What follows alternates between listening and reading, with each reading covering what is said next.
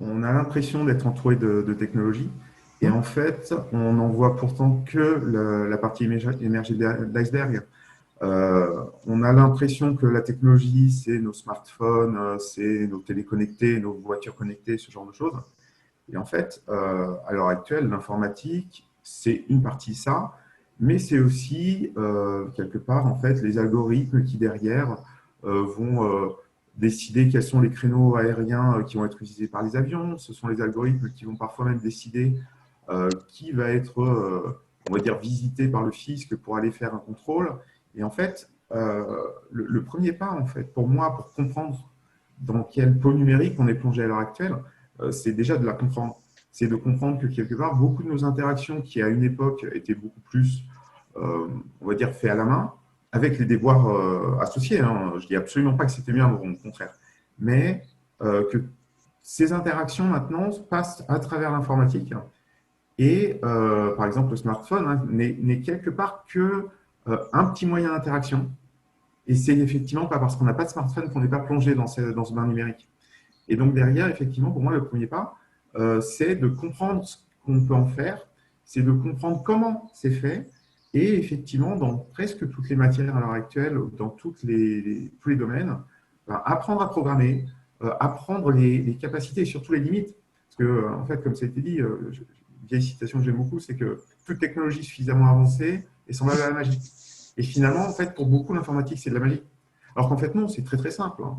L'informatique, c'est simplement avoir les connaissances qui permettent ben, d'utiliser en gros des sortes d'esclaves que sont les ordinateurs, c'est leur donner des ordres, bêtes et méchants, et en fonction des ordres qu'on a donnés, on va faire des choses intéressantes, très positives, trouver des moyens de soigner le cancer, trouver des moyens de rendre un peu plus d'équité, d'enlever des biais, par exemple des biais de genre ou des biais de couleur de peau dans certains processus. Mais en attendant, si c'est fait simplement de manière bête et méchante, eh ben, voilà, on va taper quelque part sur certaines personnes parce qu'il n'y a pas quelque part justement la possibilité de lui apprendre le cœur derrière.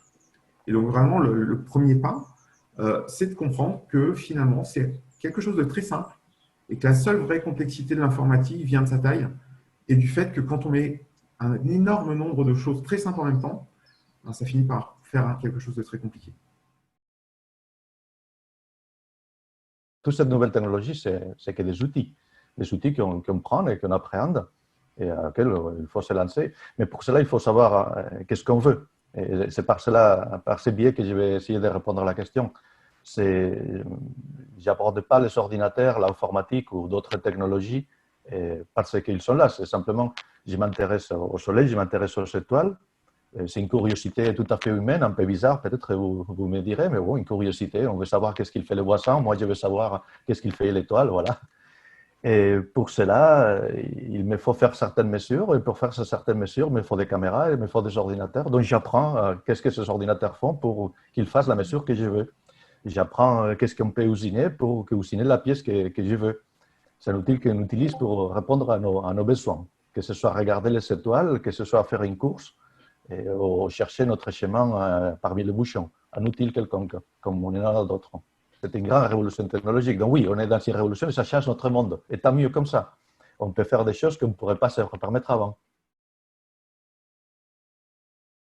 Sur le côté intrusif et tout, c'est assez amusant parce qu'il y a même des techniques en design pour essayer de rassurer les gens. Il y en a une qui est très connue, c'est celle des cartes bleues. Quand vous rentrez votre numéro de carte bleue et que la transaction se fait, il y a un petit temps qui passe, qui est le temps où la machine a l'air de réfléchir. Est-ce qu'elle valide votre carte bleue, etc. Alors que ça pourrait être instantané. Mais il y a cette espèce de politesse faite exprès pour rassurer les gens qui se disent bon ok, je viens de claquer 100 euros, mais ça n'a pas pris un quart de seconde, ça a pris 2 secondes. Et 2 secondes, psychologiquement, c'est plus rassurant. Ouais. Et il y a ce genre de stratégie, et je soupçonne que parfois, quand on a droit à des choses complètement décalées, c'est pour nous rassurer et nous dire que finalement l'ordinateur n'est pas si intelligent que ça, voilà. Parce qu'on s'aperçoit quand même parfois que Instagram ou Facebook sont quand même capables de voir beaucoup de choses sur chacun de nous, et dès qu'on le voit, ça fait un petit peu peur, et c'est normal. Essayez d'avoir un problème de santé quelconque, de vous faire opérer, vous allez vous rendre compte à quel point l'historique de votre vie médicale est disponible chez n'importe lequel des médecins que vous verrez. Ça, c'est une chose que moi, je trouve absolument formidable et qui me sauve la vie, littéralement. Mais croyez-moi, c'est étonnant de passer d'une clinique à l'autre et de voir que la personne a tout, y compris ce que le chirurgien vous a dit dans l'autre clinique en face à face et qui s'est traduit par une captation et qui a été mis sur le truc. Et donc, ça évite de répéter des tas de choses, ça évite d'oublier et ça vous sauve la vie, littéralement. Mais ça, évidemment, il y a beaucoup de gens qui disent on n'a pas à savoir ça. Ah si, on a à le savoir. Sur la médecine, une anecdote à mon tour. Une fois, mon épouse va chez le médecin et puis il lui dit « Ah ben, je vois que vous avez été vacciné de telle chose il y a 2 semaines. » Puis elle dit « Mais non, pas du tout. » Et il lui a soutenu mordicus que si, elle avait été vaccinée. Elle va très rarement chez le médecin. En fait, c'est un de nos enfants qui avait été vacciné, mais lui avait mal fait sa prise de notes. Et donc, je ne sais pas pourquoi, mais il était... Et surtout, ce qui est amusant, c'est qu'il refusait. Il aurait pu se rappeler, par exemple. De même que j'ai déjà eu pour un retrait de paquet, quelqu'un qui me disait ben non, le paquet peut pas être dans ma boutique puisque c'est pas sur ma machine. Et moi, je voyais le paquet avec mon nom dessus, etc. Mais c'était pas dans la machine, donc ça devait pas être vrai. C'est assez amusant.